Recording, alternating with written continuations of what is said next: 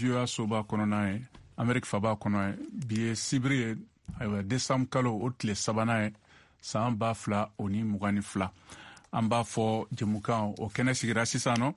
Biatako Keme Nani, Oni Tani Kelen, Amesoro Bomoko, Ana Lamina Fien Trukala Kemeni Fla Sanfe, no 102 FM. Amesoro Radio Emergence, Nyoro du Sel, Amesoro Aywa Bi Kononton, Oni Kononton ni Tomi Fla Sanfe, Bugunika, Amesoro Bi Kononton ni Fla Sanfe, Radio Kumasela. Aywa Moptika, Amesoro, Aywa Radio Orona la, no ye Fien Trukala, Bi Kononton ni Saba, Oni Tomi Fla. Amesoro Fana, Aywa Tombotu, Bi Kononton, Oni Tomi Saba kan. Gauka Amesoro Kemeni Woro, Oni Tomi Kelenkan. Sisa Amesoro Fana, Abidjan. Fien Trukala Bi Kononton ni Kononton kan aka fara Ouagadougou aywa no Burkina Fabaye Kemeni Nani Oni Tomi Flaye ambe soro fana bololo sanfɛ www.voabambara.com walma ambe soro fiɲɛ sira fɛ no anga Facebook page VOA Bambara aw ka bi jamukan o bena lase ne yɛrɛ Mohamed Touré fɛ an ka foli bɛ an lamɛnbagaw bɛɛ ma Mali kɔnɔ ani Mali kɔ kan ani minnu fana bɛ k'an mafilɛ fiɲɛ sira fɛ n'o ye Facebook ye. Ayiwa an ka bi baro o bena tali kɛ Mali ale ni CEDEAO baw aw yɛrɛ b'a dɔn waati kɛra Mali ye ayiwa baara taabolo dɔ ayiwa dɔgɔdali kɛ ka ɲɛsi kalataw ma n'o kɛra sababu ye fana ni CEDEAO ye ɲangili bere wuli ka bɔ Mali kan o don ayiwa farafina gun tilebiyanfan jamanaw ka nafasɔrɔ sira jɛkulu n'o ye CEDEAO a ciden n'o ye Nigeria jamanatigi kɔrɔ Jonathan Goodluck a tun bɛ Bamako walasa ayiwa ka jɛtɛbɔ ɲinini kɛ baara minnu taara furancɛ fanga nin fɛ n'a a bɛ waleya na u lahalaw bɛ cogoya jumɛn an bɛna kuma o de kan bi na ayiwa sisan an bɛna an tulo kɛrɛbɔ ka ayiwa kɛnɛ ɲɛ tigɛ yanni an ka segin k'an ka dunanw bisimila.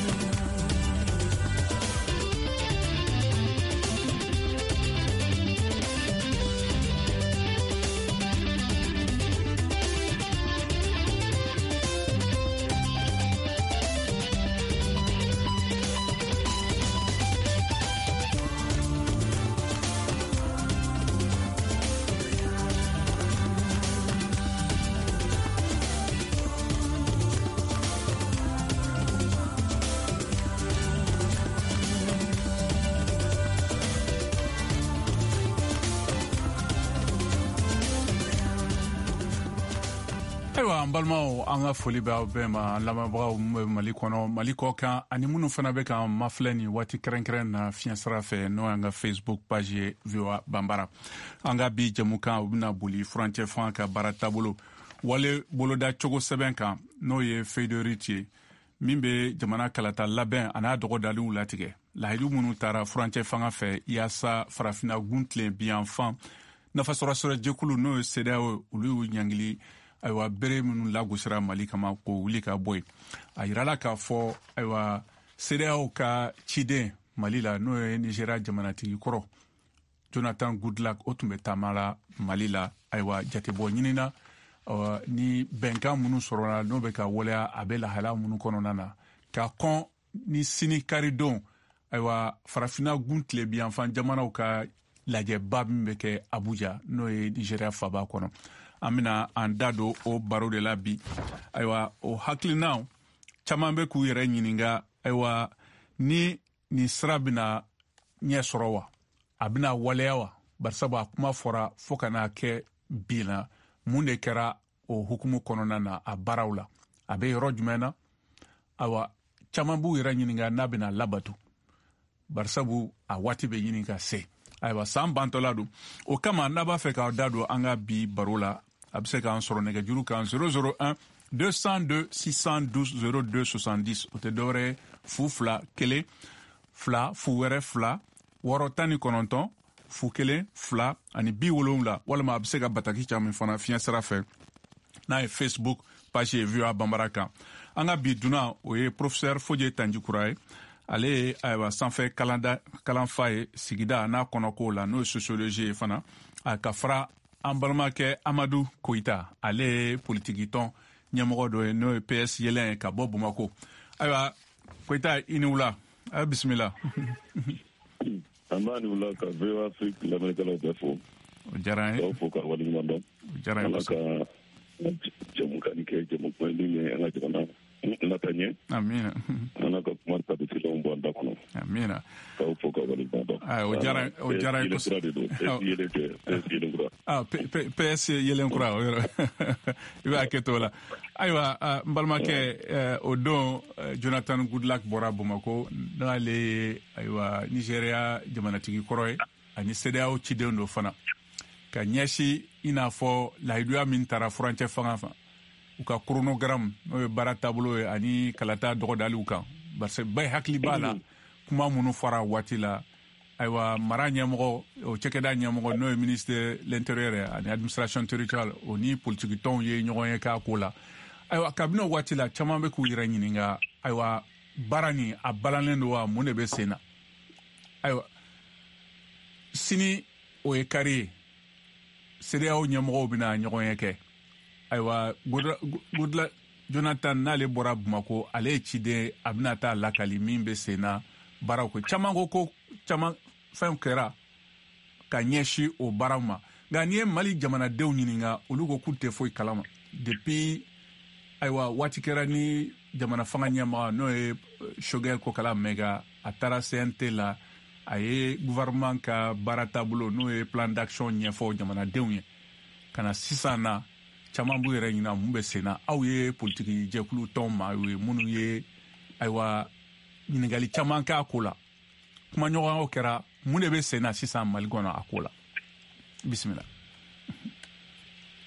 Allô, nous sommes adressés de là. Awɔ n kamɛ de ma awɔ.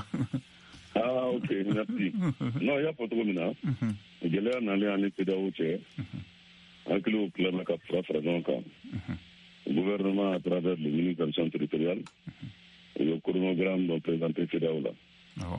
Le chronogramme ko transition prolongation farakan k'a bɛ daminɛ le 25 mars 2022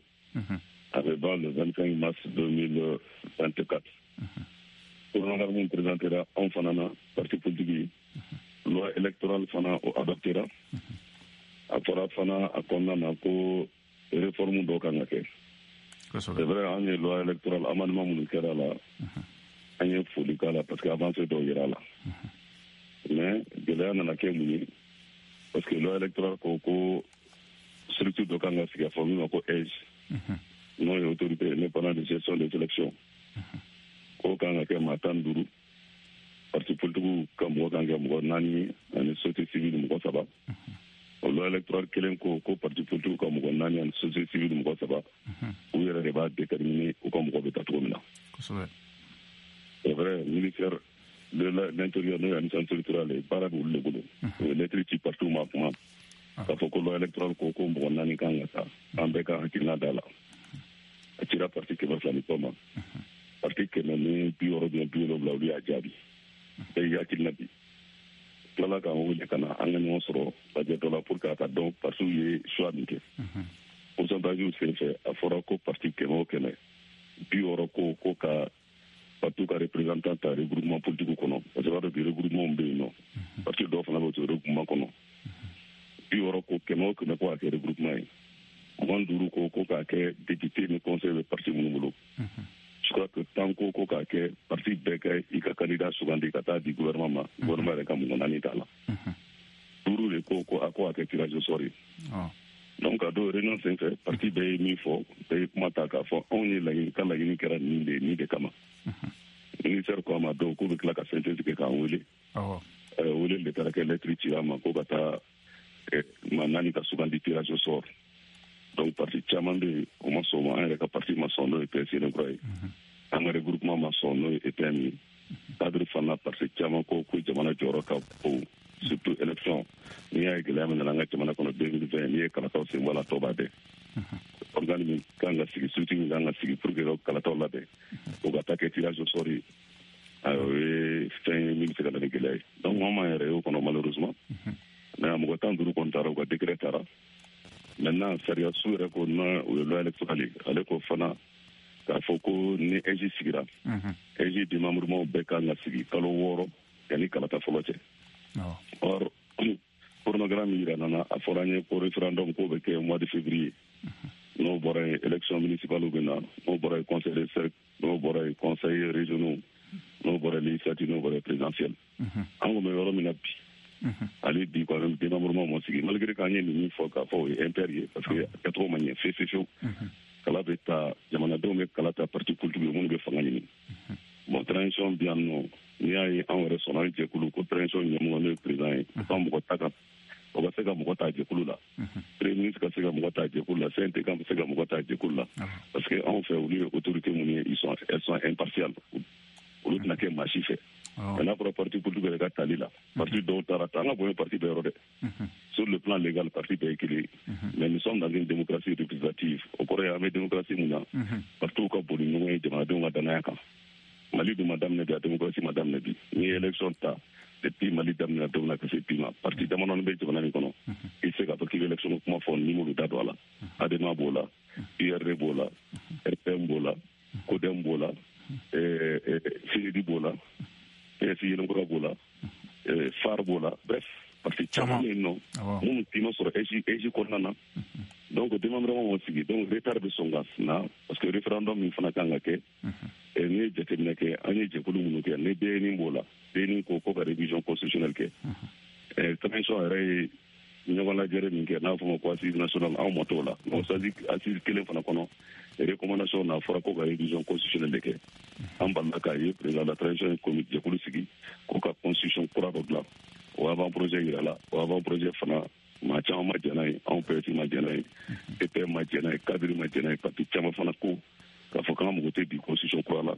constitution 92 a ma gɛlɛya si lase Mali ma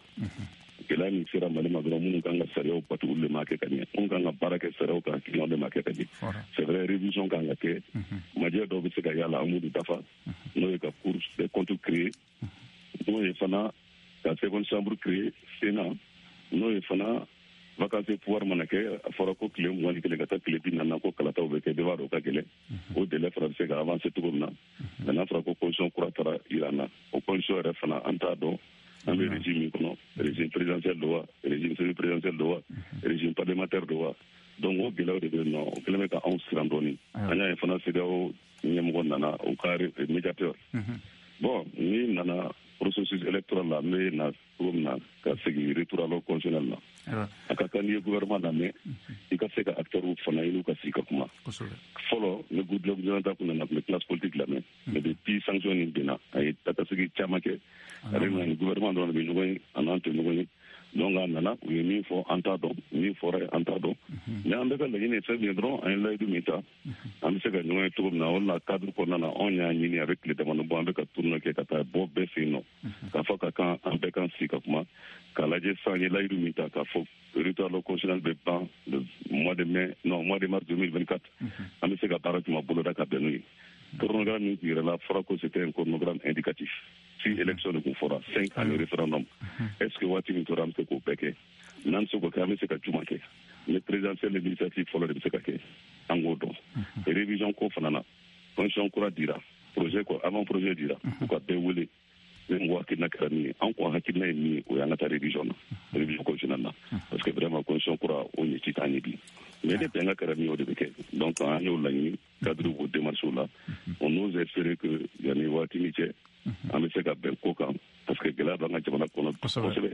insécurité gɛlɛya bɛ yen dun ka fa gɛlɛya bɛ yen ala k'an kisi politiki gɛlɛya fana kana fara o kan donc an bɛ se ka min fɔ bi o y'o ye quoi sini u kan ka ɲɔgɔn ye CEDEAO mɔgɔw bon an b'a rapport kɔnɔ min bɛ bɔ a la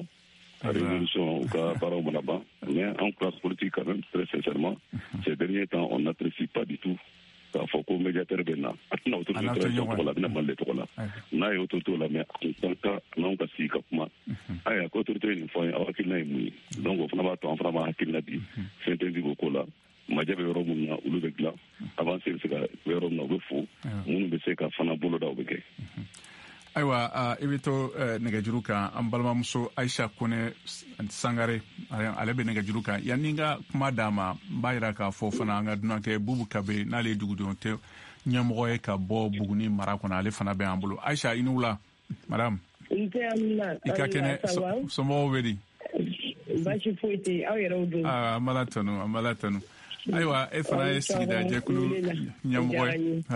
ayiwa an bɛ ka kuma i n'a fɔ feuille de route kuma min fɔra nin n'o ye ayiwa furancɛ fanga ka ayiwa baara taabolo ye ka ɲɛsin kalata labɛnniw kan caman yɛrɛ k'a fɔ jamana kɔnɔ ko a waati bɛ ka koron olu b'a u yɛrɛ ɲininka n'a bɛna boloda a fɔra cogo min na barisabu CEDEAO ciden fana bɔra Bamakɔ a ma mɛn kuma ma ɲɛfɔ jamanadenw ye ayiwa bɛɛ hamilen don a ko la nka monsieur Amadou Koita b'an bolo ale ye PS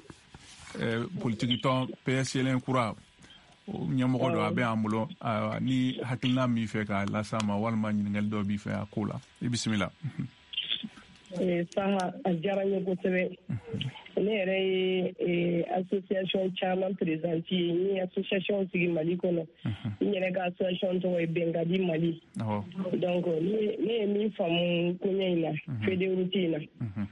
ni cɛsiriw kɛra ka bolodiɲɔgɔnmaw kɛ ka sigikafɔ caman kɛra n'an bɛnna ka fara o sigikafɔ ninnu kan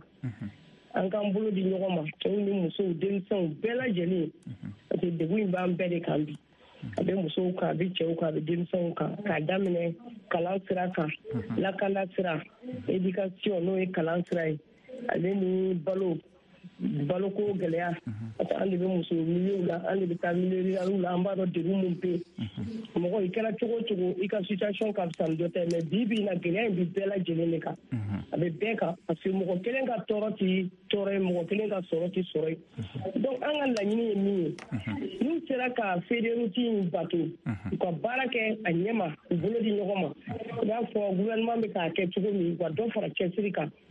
ni bɛɛ ka échanger u ka bɛn kow kan n'an bɛnna min kan o ka bɔ a sira fɛ ne kɔni hakili a bɛ se ka bato an ka ɲɔgɔn filɛ k'an bolo di ɲɔgɔn ma ne bolo a bɛ se ka bɔ a sira fɛ. Ayiwa n balimamuso nin diyara n ye kosɛbɛ i ni ce ayiwa an bɛna kuma di an balimakɛ Sanba Tarawele Sanba i ni wula. Allo Mohamed. I ka kɛnɛ somɔgɔw bɛ di. Baasi foyi t'u la. Ayiwa i bɔra ka kɔrɔfɔkan mɛn. Awɔ n bɔra ka kɔrɔfɔkan mɛn. Ayiwa aw yɛrɛ ko di sigida la yen. Bon feuille de route in bɔtɔli ko kɔni a sigana bɛ na dɔɔnin ha ka se k'a fɔ ko u ye date min fɔ CEDEAO ye k'u bɛna se ka élection tenir o la a sigana bɛ na parce que n'i y'a jateminɛ kɛ waati la kun gɔnna kosɛbɛ an ka autorités ni CEDEAO cɛ jamanadenw sɛgɛnnen don k'a sababu kɛ gɛrɛndɛ min sigira Mali kan ani diɲɛ bɛɛ bɛ gɛlɛya min kɔnɔ donc anw ta bɛna fɔ anw ta ye gɛlɛya fila de ye CEDEAO ye embargo sigi Mali kan o gɛlɛya bɛ yen diɲɛ bɛɛ bɛ gɛlɛya min kɔnɔ o gɛlɛya fana bɛ yen donc an autorité kɔni sera ka a fɔ CEDEAO ye ko u bɛ se ka élection tɛ ni temps dɔ kɔnɔ kele CEDEAO ye a ka sanction wuli ka bɔ u kan mais n'i ye jamana jateminɛ kɛ hali sisan fɛn min ye kɛlɛko ta fanfɛla ye i bɛ jateminɛ kɛ tiɲɛ do sɔrɔsiw cɛsirilen don mais an tɛ se k'a fɔ ko u ye sécurité basigi ka se hakɛ la hakɛ min bɛ se k'a to élection bɛ se ka kɛ n'i ye misaliya ta Gao-Ville kɔnɔna na a bɛ se ka kɛ élection bɛ se ka kɛ Gao-Ville kɔnɔ mais n'i nana centre kɔnɔna na par exemple ka Modi kɔnɔna yɔrɔ dɔ ta i b'a ye a tɛ ku mɔgɔ la k'i bɛ bɔ k'i bɛ taa élection kɛ yen nɔ a tɛ ku mɔgɔ la fana k'i bɛ bɔ k'i b'a fɔ k'i bɛ kalataminɛw ta ka taa ou bien k'u ta ka segin sɔrɔsiw tɛna se ka o sécurité bɛɛ assurer donc o ye gɛlɛya ye fɔlɔ min yɛrɛ bɛ a jira k'a fɔ ko élection yɛrɛ tɛ ni waati in kɔnɔ ko baara bɛ a la donc i bɛ segin ka na tuguni fɛn min ye jamana yɛrɛ bɛ cogoya min na sisan gɛlɛya bɛ gouvernement de transition kan sira jumɛn fɛ wariko sira est ce que Mali yɛrɛ bɛ ka wari min sɔrɔ a yɛrɛ a bɛna se ka élection tɛ ni wari in ye wa o gɛlɛya fana bɛ donc a sɛgɛnna bɛ na kosɛbɛ k'a fɔ ko FEDEWURUDI in ko a ka se ka bato o fɛ. Ayiwa Sanba ayiwa nin diyara n ye kosɛbɛ i ni cɛw la an bɛna kuma di an balimakɛ Jules Tera ma ka sɔrɔ ka segin ka na Bubu Kabe ma ani Koyita Jules i ni wula. Ka kɛnɛ somɔgɔw bɛ di. An bɛ Mali kɔnɔ yan. Ayiwa e ye jɛkulu dɔ ɲɛmɔgɔ ye n'o ye CODESEN ye collectif la défense o de tɛ wa pour la souveraineté du Mali. Ne ye jɛkulu min ɲɛmɔgɔ ye o ye CODESONA collectif pour la défense de la souveraineté nationale du Mali. Awɔ. Mali bɛ se ka a ka gɛrɛmahɔrɔnya sɔrɔ cogoya min na sira bɛɛ fɛ donc an bɛ k'o baara de kɛ an bɛ ka jɛkulu fara ɲɔgɔn kan k'a kɛ plateforme ba ye. Ayiwa n'o jɛkulu ye Mali kɔnɔ. I bɔra ka kɔrɔfɔkan mɛn an bɛ ka kuma ayiwa ŋaniya min taara furancɛ fan fɛ n'o ye u ye sɛbɛn min di CEDEAO ma ka ɲɛsin kalata dɔgɔdaliw ma ani baara ni labɛn minnu kan ka kɛ yan'o waati ka se. An bɛ décembre kalo la kabini a ŋaniya fɔra fo bi na caman yira k'a fɔ u sen sumayara.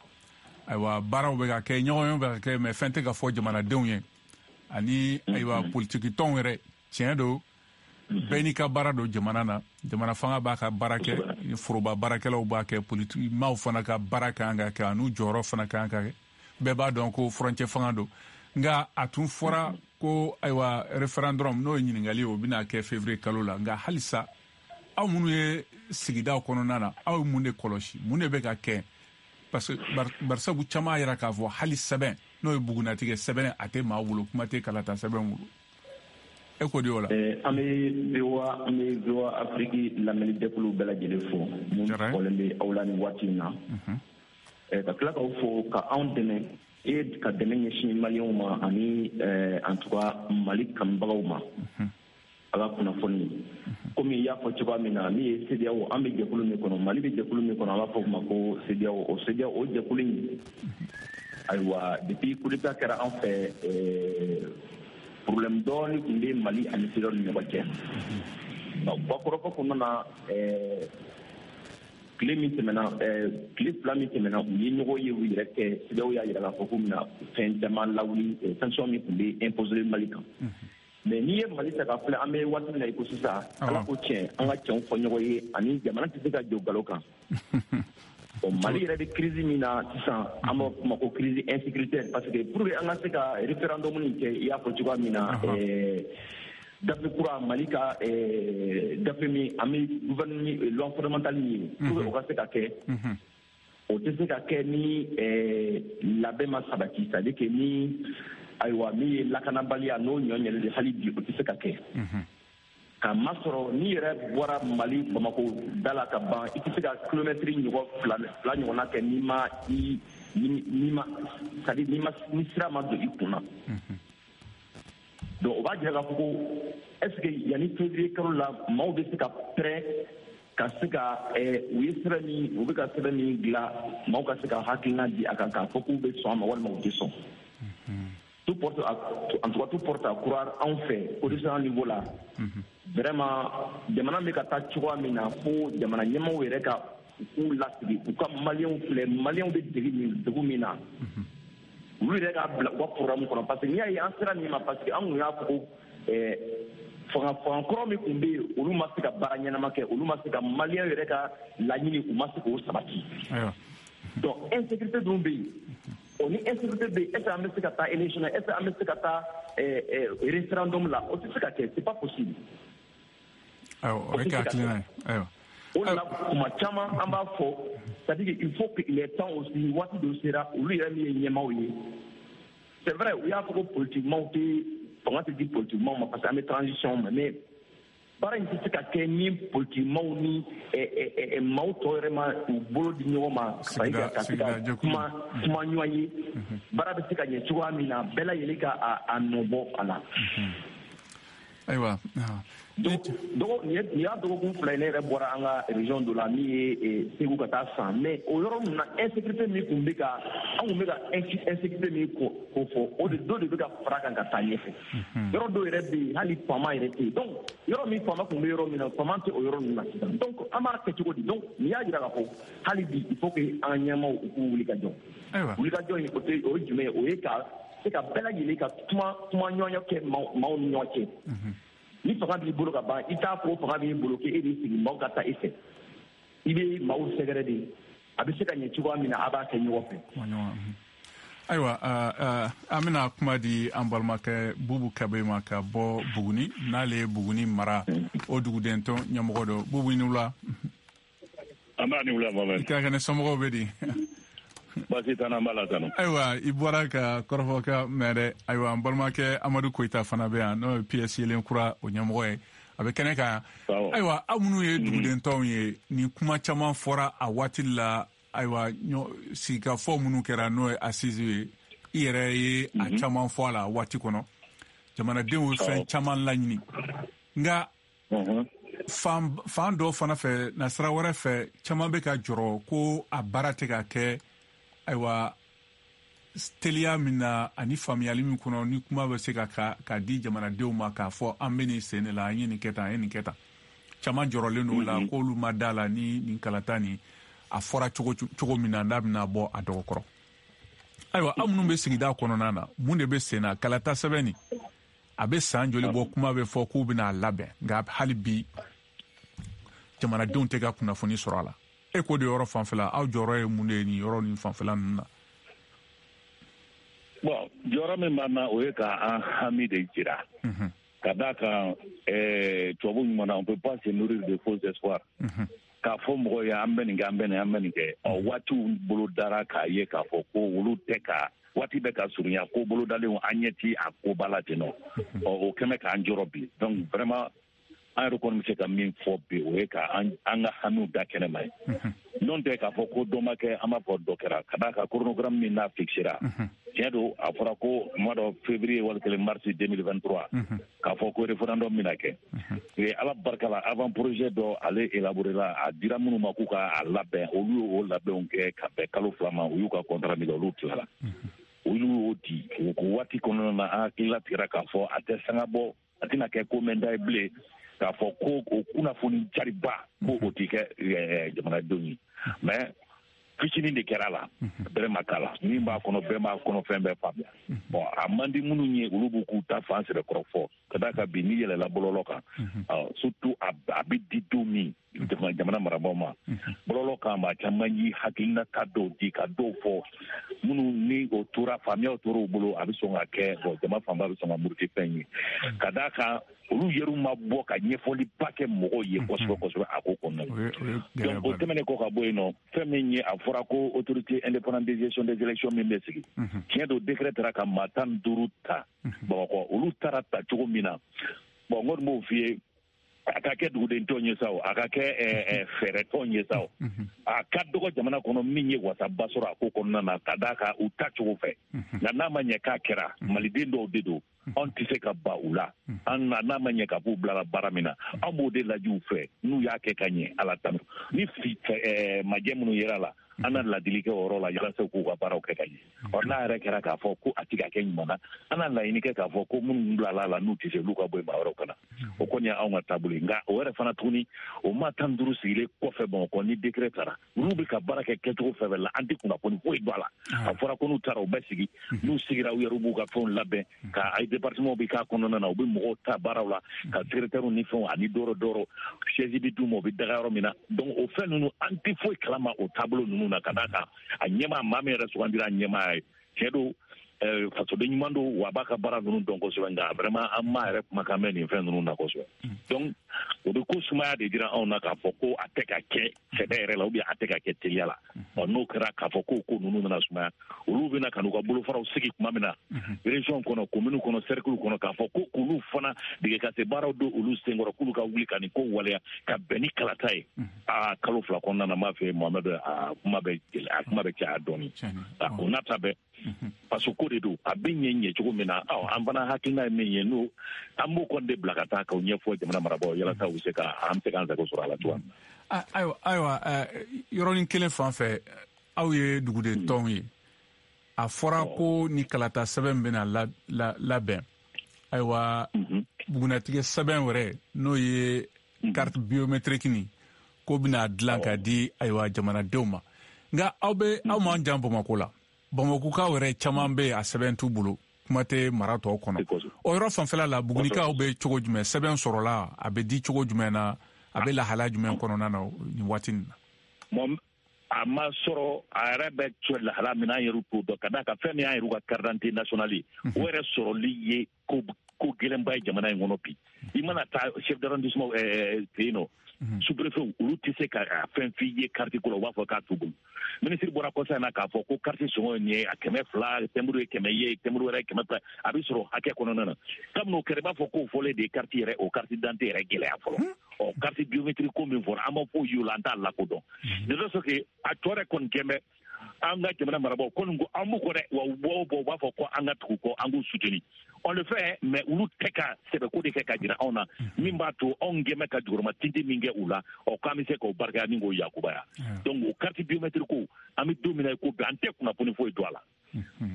foyi kelen ayiwa a dilali dabɔra wa mɔgɔw bɛ na a bɛna dilan cogo min na foyi kelen an t'a don a la dugu ne yɛrɛ taara polisi la ka ɲininkali kɛ n'a sɔrɔla carte d'identité tɛ kuma biométrique min fɔra u k'an ka labɛnw kɛ n'o ye ka d'aw ma ko o yamaruyaw ma d'u ma fɔlɔ. Ayiwa i bɛ to an bolo an bɛ segin ka kuma di Amadu Koyita ma ayiwa i bɔra ka kɔrɔfɔkan minnu mɛn sisan Koyita ayiwa Mali kalata sɛbɛn ko kura tɛ ayiwa kabini bɛɛjɛ fanga sigira Mali la caman kɛra a la dɔw ko min bɛ se ka kɛ o ye ka segin sɛbɛn kɔrɔw minnu bɛ yen k'u lakuraya ani minnu ma dafa k'u ladafa walasa teliyala fɛrɛ ka se ka latigɛ a tɛ minnu bolo olu k'a sɔrɔ kɛrɛnkɛrɛnna muso la kunda ani denmisɛnninw nka aw ye politiki tɔnw aw yɛrɛ ka baara hukumu kɔnɔna na mun de bɛ sen na o kalata sɛbɛn ninnu labɛnni kan barisabu kalata laban min kɛra t'a fɛ. An bɔra kalata laban min na mars 2020 élection législative la je crois que organisation kɛra ka ɲɛ kalata sɛbɛnw bɛɛ labɛnna ka ɲɛ problème kɛra min ye dɔrɔn o kɛra résultat définitif ka proclamation ye par la cour constitutionnelle ni yɛlɛmani donna yɔrɔ caman na donc existant bɛ fɔ ka ban quoi maintenant min kan ka kɛ fichier électoral min bɛ yen o bɛ se ka toiletter cogo min na révision de liste électorale exceptionnelle o kɛra ordinaire fana kɛra pour que les nouveaux majeurs mɔgɔ denmisɛnnin minnu si sera kalata ye olu ka se ka don liste fichier la cogo min na olu de ka ca pour que o ka don liste voilà olu ka ca donc o baaraw kan ka kɛ c'est vrai insécurité la yɔrɔ caman bɛ yen nɔ a baara kɛli ka gɛlɛn dɔɔnin n'an bɛ min fɔ dɔrɔn an bɛɛ ŋaniya de ye kelen ye jamana nin y'an bɛɛ de ta ye ne b'a ɲini ala fɛ jamana nin basigi bɛ se ka nana cogo min na donc an bɛ situation min kɔnɔna na bi balimakɛ y'a fɔ a ko insécurité ɲɔgɔn bonyana kosɛbɛ bon n'i bɔra Bamakɔ n'i bɛ taa quelques kilomètres 200 kilomètres insécurité bɛ yen o de la an b'a fɛ joona an ka segin ka na retour à l'ordre constitutionnel la parce que bɛɛ ɲɛ b'a gɛlɛya la le 18 août mun fɔra maliyɛnw ye a fɔra maliyɛnw ye ko lakanabaliya bɛ yen a fɔra maliyɛnw ye ko kɔngɔ bɛ maliyɛnw na a fɔra maliyɛnw ye k'a fɔ ko fanga bɛna mara ka ɲɛ bref kuma caman fɔra n'i ye constat kɛ le 18 août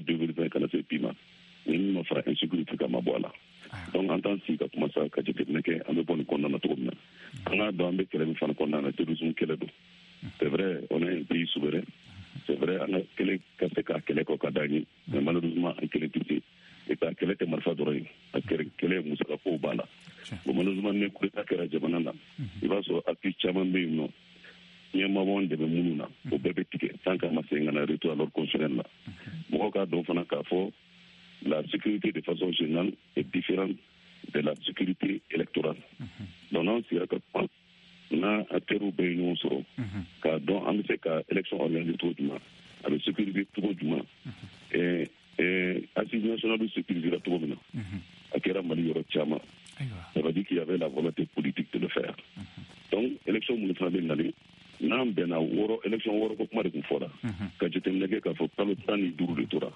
élection woro ne abet na tereke ni de tereke au retour leur conseil de finkere ndondi o élection présidentielle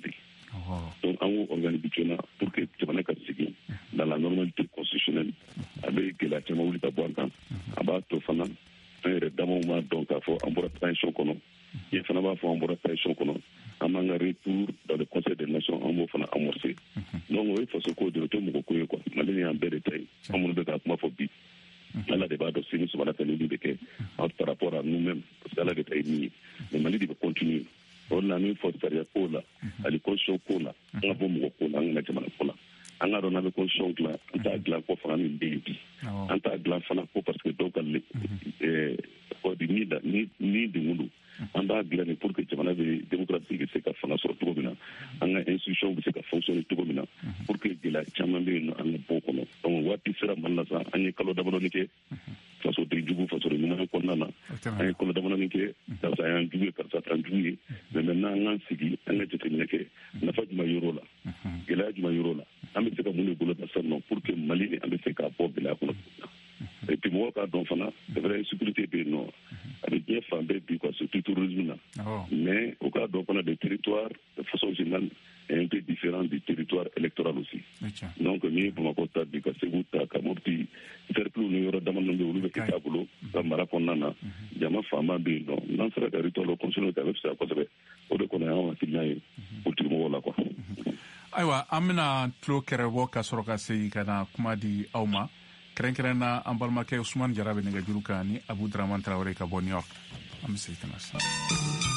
waleya minnu be se ka Mali jamana dɛmɛ bi k'a ka ɲɛtaga sabati kuma ɲɔgɔnya y'o dɔ ye o de kama an b'a fɔ jɛmukan lamɛnlen don ka kuma gwɛlɛyaw kan i n'a fɔ baarako gwɛlɛya i n'a fɔ yurukuyuruku musow jɔyɔrɔko Mali ɲɛtaga la sibiri o sibiri nɛgɛ ɲɛ 17 ka se nɛgɛ ɲɛ 18 ma aw ye VOA Afrique lamɛn fiɲɛ turukala 102 sanfɛ Bamakɔ a n'a lamini na VOA Afrique.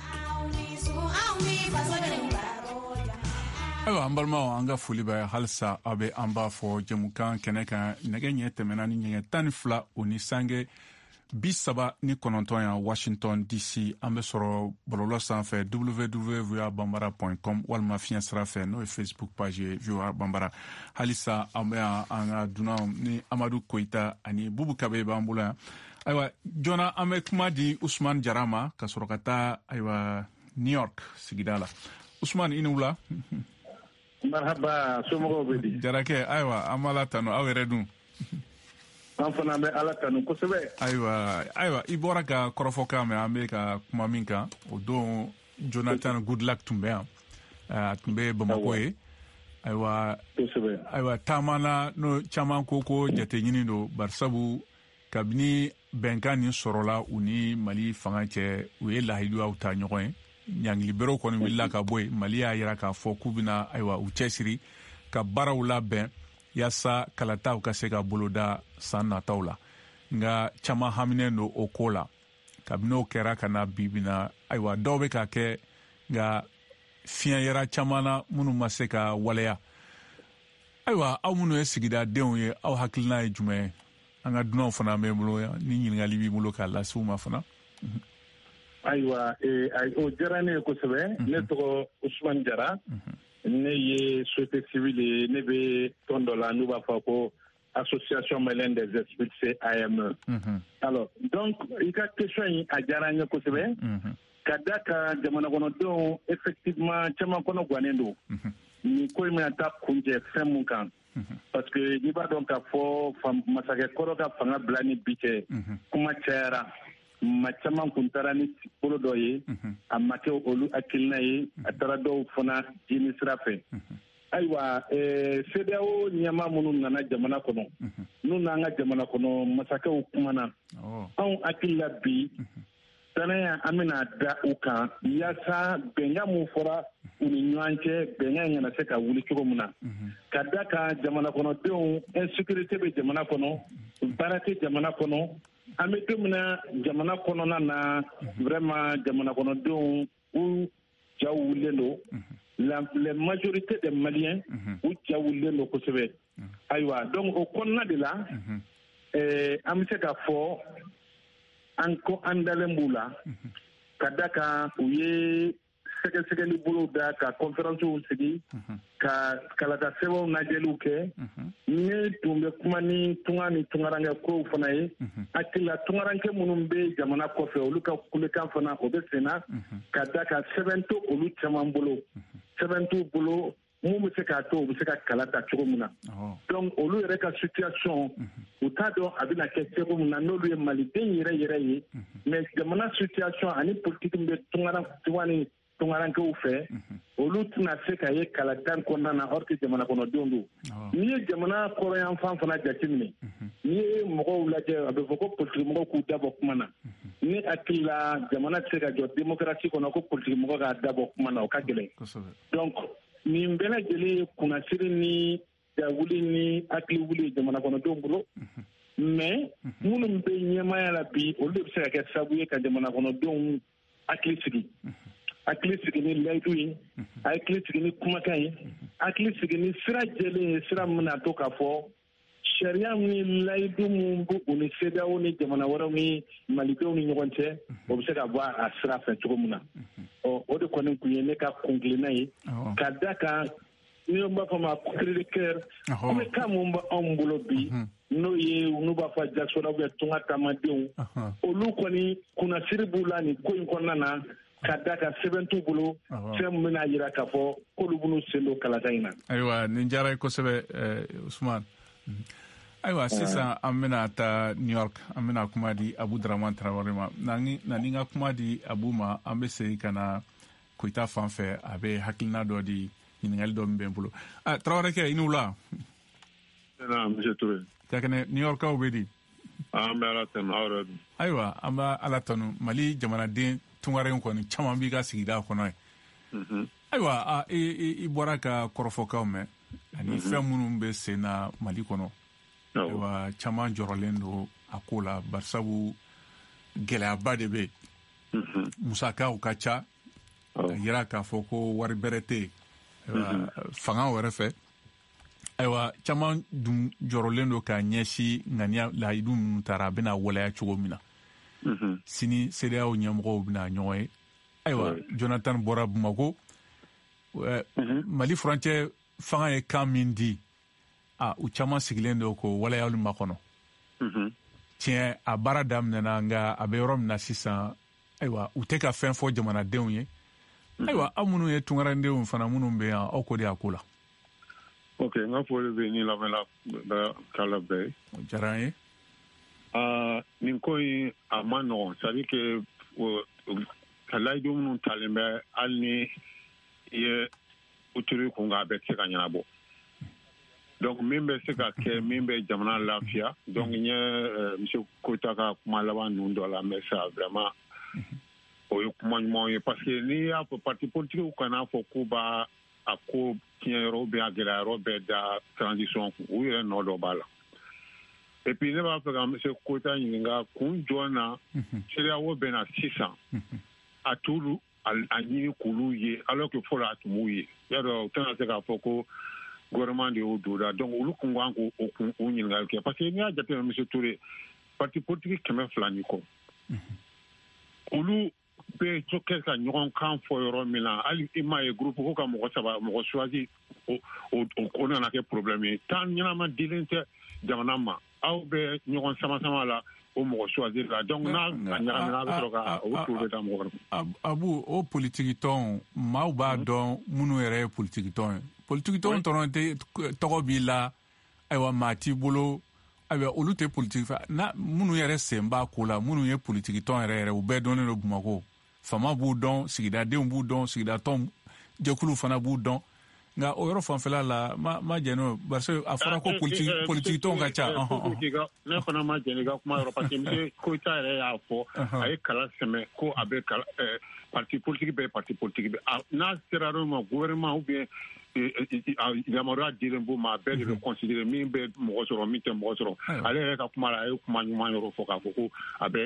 b'u bɛɛ considérer parti politique o bɛ dépend an k'an ka yɛlɛma de don o la taabolo la donc n'o ma kɛ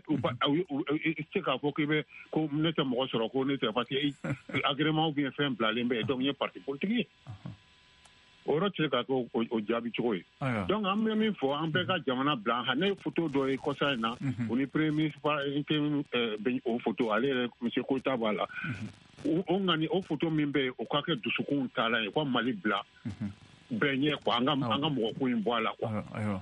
voilà ne ka kuma laban de ye an ka mɔgɔ ko in b'a la ka Mali bila bɛɛ a yɛrɛ ye min fɔ ala de ta ye nin ye n'u bɛ an ko k'an ye silamɛ jama ye ko damadɔw tɛmɛna n'i miiri olu ma i b'a dɔn k'an fɔ an minnu filɛ kuma la bi mɔgɔ t'a dɔn n'a bɛ ni an dɔn ni minɛ su in na donc u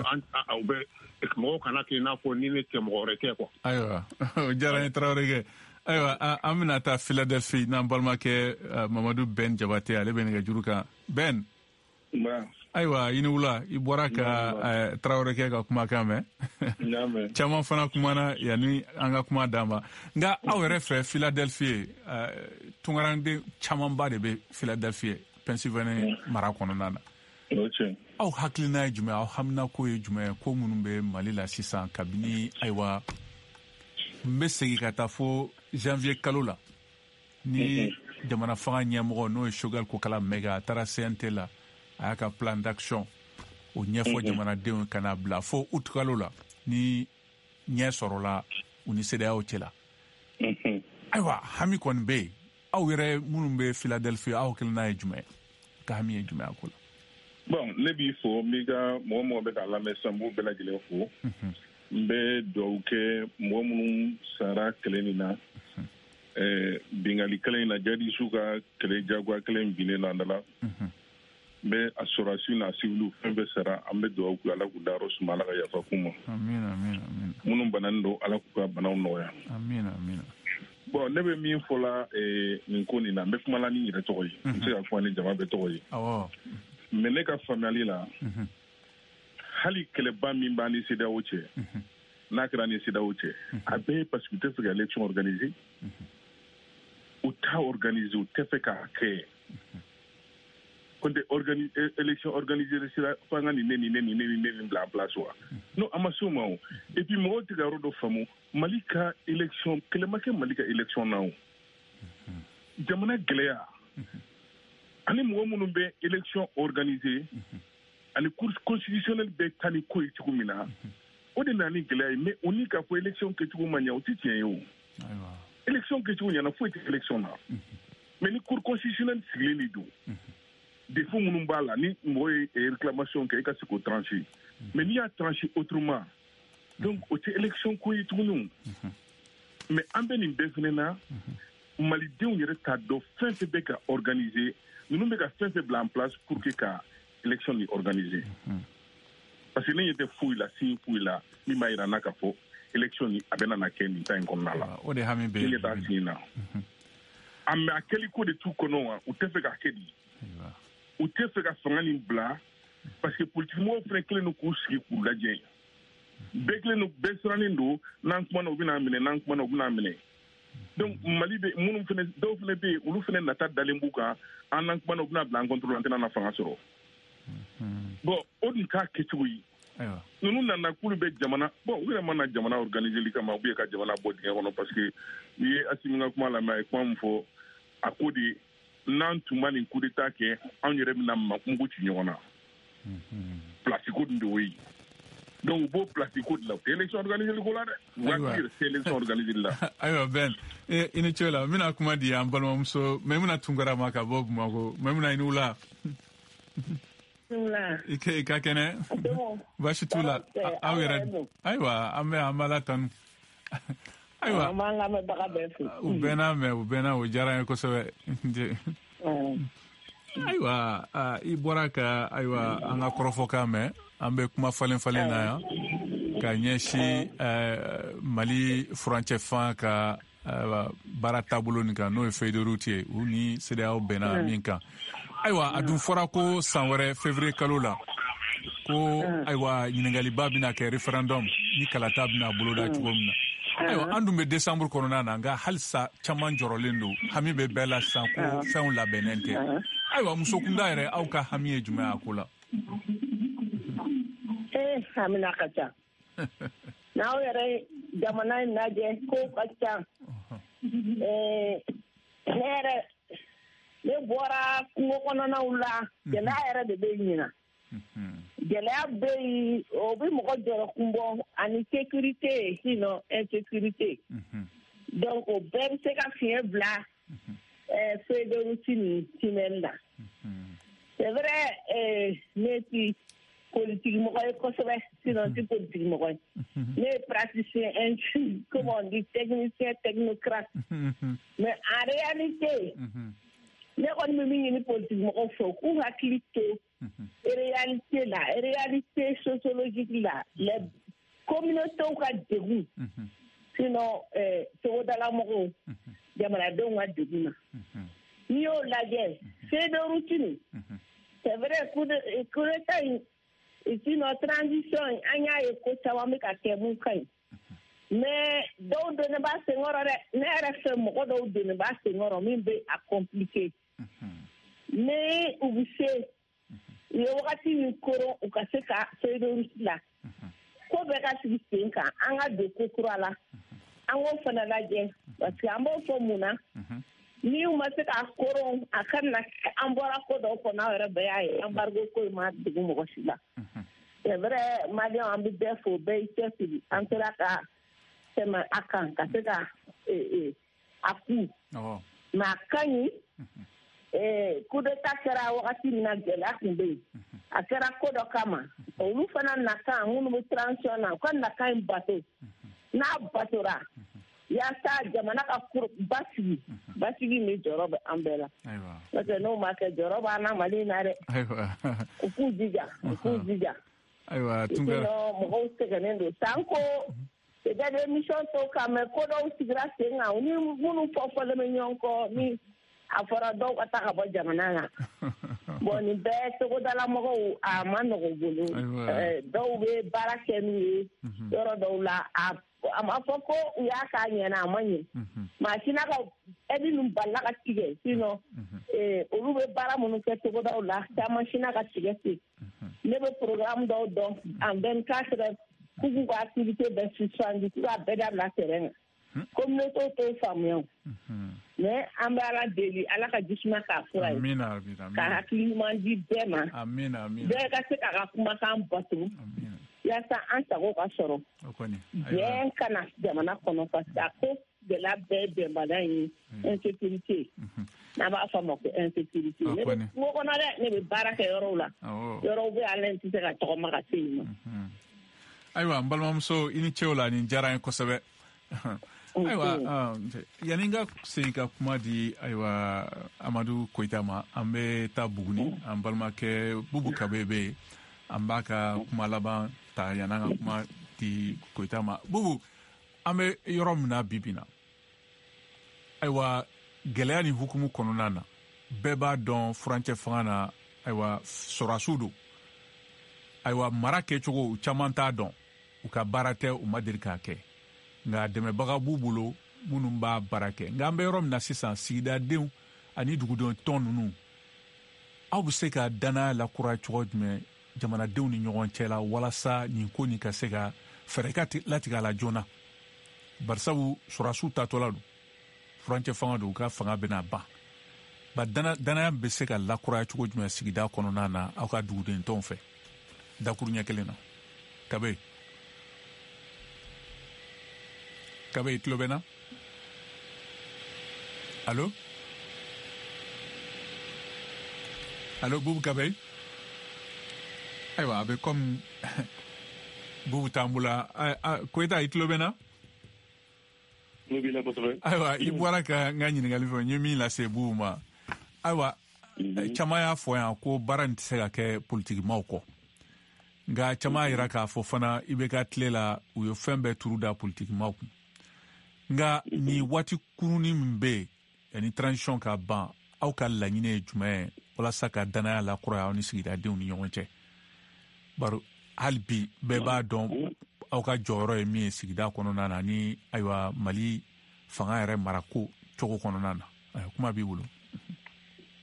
An ka laɲini ye min dɔrɔn Maliyɛnw k'u sigi an ka kuma acteurs bɛɛ a kɛ politigimɔgɔw ye a ka kɛ société civile ye o et puis an ka bɔ accusation kɔnɔna na quoi c'est vrai fili yera mun ye jamana gérer mais depuis démocratie nana ka se bi ma je crois que Mali fanga bɛɛ gérer avec les différents gouvernements avec l'ensemble des composants de la société Alpha Omar Korare ka gouvernement société civile kun b'a la armée kun b'a la politigimɔgɔw b'a la ATT la même chose IDK la même chose donc an ka dɔn fana n'an bɛ démocratie kɔnɔna na démocratie tɛ se ka kɛ parti politique kɔ on est à 30 ans d'exercice démocratique, ce n'est pas facile. Jamana dɔw b'a la depuis 200 ans, 300 ans. N'an y'a ye min kɛra États-Unis, Capitole taara attaqué. Donc ça veut dire que c'est un processus à part faire. An ka bɔ invectif kɔnɔna na. An ka na fana volonté politique la. Parce que je crois que Traoré États-Unis a y'a fɔ cogo min na. Tant qu'an ma bɔ calcul kɔnɔna na. Tant qu'an mana jamana ko de la. Parce que n'an bɛ calcul de kɔnɔna na, nous souvent on se dit qu'il y a une volonté de confiscation du pouvoir. An ka bɔ kɔnɔ. An ka dɔn ko nin y'an bɛɛ détaillé. Gɛlɛya bɛ jamana nin kɔnɔ bi. Se ka wuli ka bɔ en tant que Malien ma fara ɲɔgɔn kan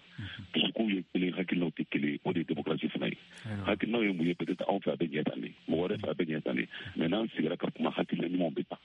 n'o ma kɛ ce sera très difficile donc i ka to ko EJ k'an ma bɛn a kan non processus ma kɛ ten n'o de fɔ an ka tiɲɛ fɔ Maliyɛnw ye an k'a dɔn fana États-Unis ale bɛ États-Unis yɔrɔ min na dɔw fɔ États-Unis parti politique fila de bɛ yen nɔ min fana ka bɔ n'o ye républicain ni démocrate ye mais parti in de a ka ca ni parti naani maintenant anw yɛrɛ tun ye min fɔ EJ tali la an ko u k'a ta parti minnu bɛ financement sɔrɔ député pour i ka financement sɔrɔ soit député b'i bolo ou que maire b'i bolo ou bien siège b'i bolo i bɛ parti politique ka baara kɛ mais minnu taara u ka député dɔw tun yɛrɛ la olu ka parti yɛrɛ y'a pas 3 mois waati sera olu bɛ na nin na di élection Mali la i bɛ hakɛ to waati sera Koyita i bɛ hakɛ to waati k'a fɔ anw disposé de don pour que an bɛ transition mɔgɔw ka fara ɲɔgɔn kan mais an ye engagement min ta an k'o respecté charte fana ka respecté. An bɛna kuma laban di Bubu Kaboyi ma Bubu i tulo bɛ n na kuma laban b'i bolo. Voilà ne ko n ko i ko i ye danaya kura min fɔ ne ko n ko a bɛɛ jamana marabaaw de bolo ka d'a kan coup d'état kɛra ni sisan cɛ ka na se transition yɛrɛ rectifier ma an kɔni tugur'u kɔ k'u soutenir sira bɛɛ fɛ CEDEAO y'a ka gɛrɛndɛ sigi an dala an ye fasodenw wele k'a fɔ ko bon faso ko don an bɛɛ lajɛlen ka bɔ an ka ɲinifɛnw kɔ yalasa an bɛ se ka an bɛ gɛrɛndɛ min b'an dala o bɛ se ka san'o ban cɛ o kɔnɔna na ka na se o ban ma n bɛ k'a fiyɛ hali bi an kɔni sigilen don k'olu de lajɛ ka d'a kan olu de layidu ta k'a fɔ u bɛ se ka jamana in bɔ a cogo la